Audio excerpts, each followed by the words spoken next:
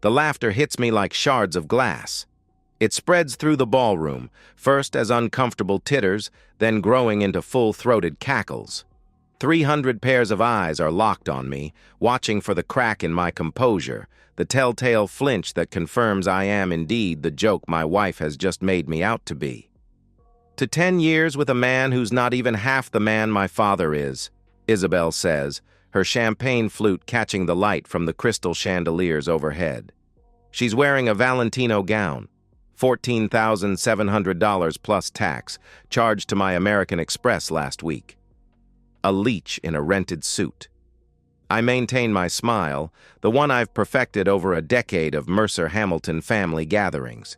Small, pleasant, unremarkable, like they believe me to be.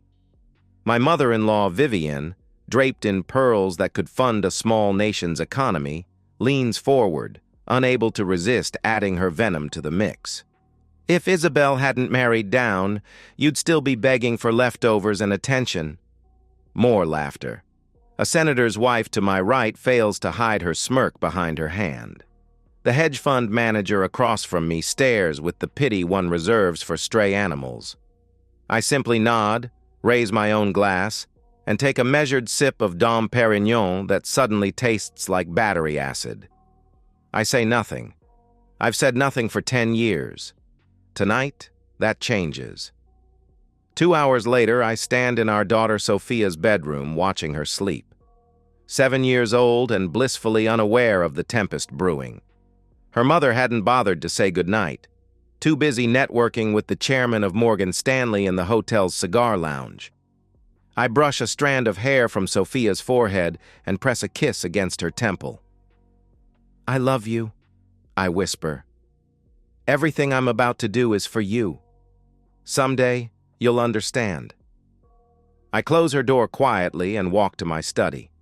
The house, a Georgian revival mansion in Greenwich that I purchased outright 5 years ago, is silent except for the soft hum of my computer as I enter the 16-digit code to access my private server. I press a single key. Execute. By morning, the Mercer Hamilton legacy will be nothing but ash. I first met Isabel Hamilton 12 years ago at a charity gala in Manhattan. I was 32, she was 28. I'd just closed my third successful venture, a financial technology startup I'd bootstrapped from my apartment and sold for $90 million. The press called me the invisible billionaire because I avoided photographers, declined interviews, and operated through layers of holding companies. Isabel was the opposite, a socialite heiress whose face regularly graced the society pages. That night, she wore a blue dress that matched her eyes and spoke with razor-sharp wit that cut through the banality of fundraiser small talk. "You're the only man here who looks bored by all this money," she said, appearing at my elbow. "I'm not bored by money," I replied. "I'm bored by people who have nothing else to discuss." She laughed, and something inside me shifted. For the first time in my life, I felt seen. What a fool I was. We married 8 months later. Her father, Richard Hamilton, gave me a firm handshake and a cold smile at the rehearsal dinner. "Welcome to the family," he said, his voice carrying a subtle warning. "I hope you're ready." I wasn't. How could I be? The Hamilton dynasty stretched back 3 generations, real estate moguls who'd shaped the Manhattan skyline and whose name adorned hospital wings and university buildings. They tolerated me because Isabel seemed happy, and because my tech fortune complemented their old money credentials. What they never knew, what I made certain of, was that my wealth dwarfed theirs.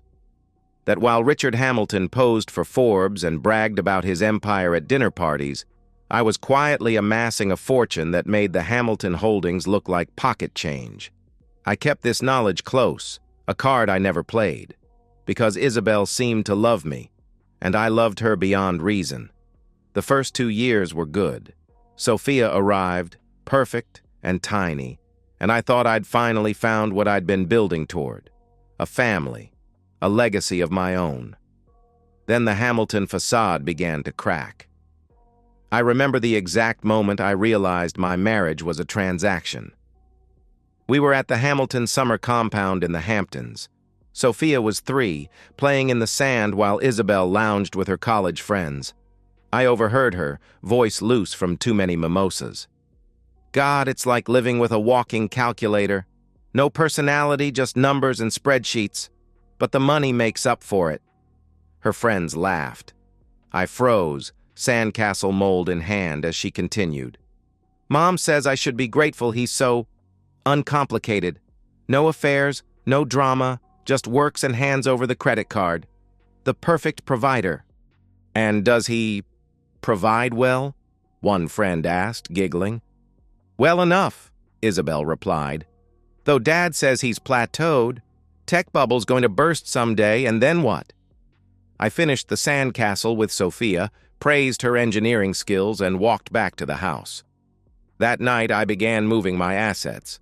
Not out of spite, not yet, but out of caution. I didn't confront her. Instead, I watched and listened. For months, I collected evidence of what I'd become in my wife's eyes. An ATM with a pulse. Then, 8 years into our marriage, Richard Hamilton's empire began to falter. The 2008 financial crisis had wounded him more than he'd admitted. Failed developments in Dubai and London had bled him dry. The great Hamilton fortune was built on leverage, and the house of cards was wobbling. Isabel came to me in tears one night, her carefully crafted confidence shattered. Daniel, I need to tell you something. Daddy's in trouble, real trouble. I listened as she explained, half-truths designed to appeal to my business sense rather than my heart. It's just a cash flow problem. The Hamilton Group is still strong, but we need an injection. An investment. She took my hands in hers. I wouldn't ask if it weren't important. This is my family's legacy. How much? I asked, my voice neutral. 20 million, maybe 30. Her eyes searched mine. I know it's a lot. It wasn't, not for me. But I nodded gravely, as if calculating whether I could manage it. I'll look at the numbers, I said. And I did. I spent weeks reviewing the Hamilton Group's financials under the guise of due diligence. What I found was worse than Isabel had admitted. Richard Hamilton hadn't just made bad investments. He'd been cooking the books for years, using new projects to cover losses from old ones. A classic Ponzi scheme wrapped in blue blood respectability. I should have walked away. Instead, I created a solution that would become their undoing. I established a series of investment vehicles through banks in Singapore, Zurich, and Grand Cayman. Through these entities, I began purchasing Hamilton Group debt and injecting capital into key projects. On paper, a consortium of foreign investors was saving the Hamilton legacy. In reality, it was me, controlling everything through proxies and shell corporations. Richard never knew. Neither did Isabel. I made certain the terms were favorable to me, though not punitive enough to raise suspicions. I was the invisible hand keeping their empire afloat while they continued to treat me as an afterthought at family gatherings. For 2 years, I watched and waited. I recorded conversations, saved texts and emails. I documented every slight, every dismissal, every time Isabel or her parents made it clear I wasn't really one of them. I built my case methodically, the way I'd built my fortune, with patience and foresight. And I continued to fund the Hamilton Group, now owning 78% of its debt and controlling 65% of its assets through my network of companies. All while Isabel shopped, Richard boasted, and Vivian sneered at my middle-class manners. The 10th anniversary party was Isabel's idea. A grand celebration at the St. Regis, 300 guests, entertainment by a Grammy-winning artist. I paid for all of it, of course. It needs to be spectacular, she insisted. Daddy's announcing his retirement that night, passing the torch to Edward. Edward, her younger brother, whose business acumen consisted mainly of spending the family money and making excuses. I nodded, signed the checks, and finalized my plans. The night of the party, I dressed carefully in a bespoke tuxedo. Isabel barely glanced at me as our driver took us to the hotel. Try to smile tonight, she said, checking her makeup. These are important people. I always smile, I replied. The ballroom was exactly as Isabel had planned, opulent to the point of vulgarity. Crystal gold flowers flown in from Ecuador. Senators mingled with tech billionaires, old money gossiped with new. Richard Hamilton held court near the bar, looking every inch the patriarch despite the financial rot I knew was eating him from within. He didn't bother greeting me when we arrived. Vivienne air-kissed me from a foot away, her eyes already scanning the room for more important guests. "Daniel," she said, distracted. "That suit fits better than usual." I smiled. "Thank you, Vivienne. You're looking well." She was already walking away. Dinner was served, speeches began. Richard announced his strategic transition to an advisory role, positioning Edward as the new CEO. The room applauded. Isabel beamed with pride. Then it was time for the anniversary toast. Isabel stood, radiant in her stolen gown, and the room quieted. I expected platitudes, perhaps a begrudging acknowledgement of our decade together.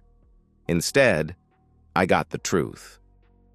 "To 10 years with a man who's not even half the man my father is," she said, voice carrying through the perfect acoustics.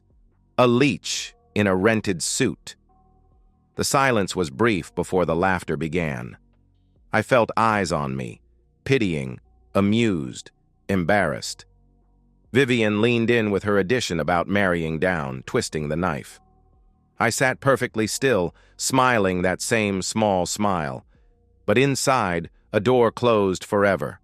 When I raised my glass in return, my words were measured and mild. "To the Hamilton family," I said, "may you reap exactly what you've sown." It passed as an awkward but unremarkable response. Only I knew it was a promise. The first call comes at 4:17 a.m. Isabel's phone lights up the darkness of our bedroom. I'm already awake, sitting in the armchair by the window. I've been there all night.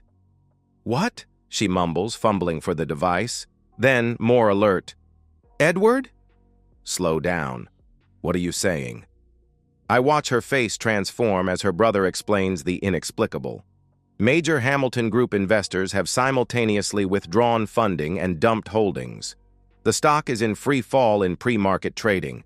Emergency board meeting in 1 hour. "That's impossible," she says, sitting upright now. "Those investors are rock solid. Daddy vetted them himself." I remain silent in my corner, invisible as always. "I'll wake Daniel," she says finally. "Maybe he can make some calls." She turns on the lamp and flinches when she sees me, fully dressed, watching her. "How long have you been sitting there?" she asks. "Long enough." Something in my tone makes her pause. For perhaps the first time in our marriage, she looks at me. Really looks. "Daniel, did you hear what I said? The Hamilton Group is in trouble." "No," I reply, my voice calm. "The Hamilton Group is finished." Her confusion would be comical if it weren't so pathetic. "What are you talking about?" I lean forward slightly. Viviel Marquand Capital, Singapore First Holdings, Cayman Strategic Investments, Zurich Asset Management. I list them one by one. "Do these names sound familiar?"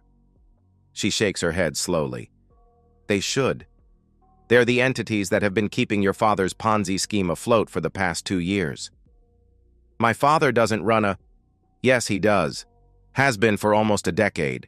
Taking money from new developments to cover losses from old ones. Classic fraud, just dressed up in Hamilton prestige." Her face pales. "How do you know this?" "Because I own those companies, Isabel. Every single one of them is me." The comprehension dawns slowly, then all at once. She stands, the silk sheets falling away. "You're the Anonymous Investor Consortium?" I nod. "But why? Why would you do this?" "At first? Because you asked me to save your family's legacy. I did exactly that. I stand and straighten my jacket. And now I'm done." "What does that mean?" It means I've withdrawn all support. Every loan called in, every line of credit frozen, every share sold. And I've released the real financials to the SEC, the shareholders, and the Wall Street Journal. I check my watch. The first story should be published in about 20 minutes. She lunges for her phone, either to warn her father or check the news. I'm not sure which. It doesn't matter. Why? She asks again, her voice breaking. Is this because of what I said last night? It was a joke, Daniel. Everyone knew it was a joke. Was it also a joke 8 years ago in the Hamptons when you called me a walking calculator? Or last Christmas when your mother told the Vanderwells I was new money without the charm? Or perhaps 2 months ago when you texted your brother that sleeping with me was, and I quote, the price of financial security. Her face tells me everything. You've been spying on me? I've been watching you become exactly who you always were. I move toward the door. I'm leaving now. My lawyers will contact you about divorce proceedings. I've already arranged for temporary custody of Sophia. Given the impending fraud charges against your family, the judge was quite accommodating. You can't take my daughter. She's frantic now, scrambling to process the collapse of her world. Our daughter, I correct her, and I'm not taking her from you. I'm protecting her from what's coming. Which is what, exactly? I pause at the doorway. Consequences, Isabel. For you, your parents, the entire Hamilton facade. The SEC investigation alone will take years. The civil suits from defrauded investors will take longer. The criminal charges... I shrug. Well, that depends on how cooperative your father decides to be. Her phone pings repeatedly now. The news is breaking. Edward, Richard, probably Vivian too, all realizing simultaneously that their world is ending. You won't get away with this, she says, but there's no conviction in her voice. I already have. I turn to leave, then pause. Oh, and Isabel? The suit isn't rented. It's Tom Ford, custom made. The destruction of the Hamilton Empire makes headlines for weeks. Real estate dynasty built on fraud, screams the Wall Street Journal. Hamilton heir arrested in financial scandal, announces the New York Times. The story has everything: wealth, deception, family drama. The public is ravenous for details. I give them none. I remain, as always, invisible. My name appears nowhere in the coverage, just sources close to the family and anonymous whistleblowers. Richard is arrested first, led away from his office in handcuffs. The perp walk is televised, his ashen face broadcast to the world. Edward follows 3 days later, caught trying to board a private jet to a non-extradition country. Vivian barricades herself in the Hamptons compound until federal agents remove her. Isabel, to her credit, doesn't run. She faces the press with the same frozen smile she's perfected for society photographs. My family will fight these baseless accusations, she tells reporters outside their now frozen accounts mansion. The truth will come out. It does, but not the truth she's hoping for. The divorce proceedings move swiftly. Given the evidence, recordings, texts, emails documenting years of emotional abuse, the judge grants me primary custody of Sophia. Isabel gets supervised visitation, pending the outcome of her own involvement in the family's financial dealings. The Mercer-Hamilton assets are frozen, but my personal fortune remains untouched. Isabel's lawyers try to claim it as marital property, but the prenuptial agreement I insisted upon, the one Richard Hamilton mocked as unnecessary for a man of your limited means, proves airtight. 6 months pass. The Hamilton Group is delisted from the stock exchange. The famous Hamilton Tower is sold at auction to cover debts. Richard pleads guilty to reduced charges in exchange for testimony against former partners. He's sentenced to 11 years in federal prison. Edward gets 7 years for his role. Vivian avoids prison but loses everything: the homes, the cars, the art collection, even the pearls she wore to my wedding. And Isabel? The investigation clears her of direct involvement in the fraud. Her crime was willful ignorance and living off ill-gotten gains. She's left with nothing but her name, which is now toxic in the circles she once ruled. I offer her a job, not out of kindness, but precision. Legal assistant at Mercer Holdings, says the offer letter delivered by courier. Starting salary $50,000 per year. She takes it. What choice does she have? Her friends have vanished. Her resume is blank except for socialite and former board member of fraudulent family business. Her skill set begins and ends with planning parties no one will now attend. On her first day, she walks past the marble plaque bearing my name in the lobby. She rides the elevator to the 47th floor and sits at a desk outside a corner office she will never enter. She files documents, answers phones, and schedules meetings for executives who know exactly who she is but never acknowledge it. Every day, she sees my face on the business magazines in the reception area. Daniel Mercer's Quiet Revolution, reads one headline. The invisible billionaire steps into the light, announces another. I've launched a foundation for first-generation entrepreneurs, people without connections or inherited wealth. We provide funding, mentorship, and resources to those who, like me, built from nothing. The irony is exquisite. Vivienne now lives in Lyon, France, the only place where distant relatives would take her in. She posts occasional photos on social media, pretending her European retirement was planned. The comments are sparse, the engagement minimal. The world has moved on. Richard and Edward serve their sentences at a minimum security prison in Pennsylvania. I send them financial newsletters monthly, with no note attached. Just a reminder of the world continuing without them. Daddy, is that you in the magazine? Sophia, now 8, points to the cover of Fortune on our coffee table. It's been a year since the collapse, 6 months since the divorce was finalized. We live in a new home, smaller but warmer, filled with her art and my books. Yes, sweetheart, I reply. They did a story about the foundation. The one that helps people start businesses? That's right. She studies the cover thoughtfully. Mommy says you used to be different, quieter. I set down my coffee.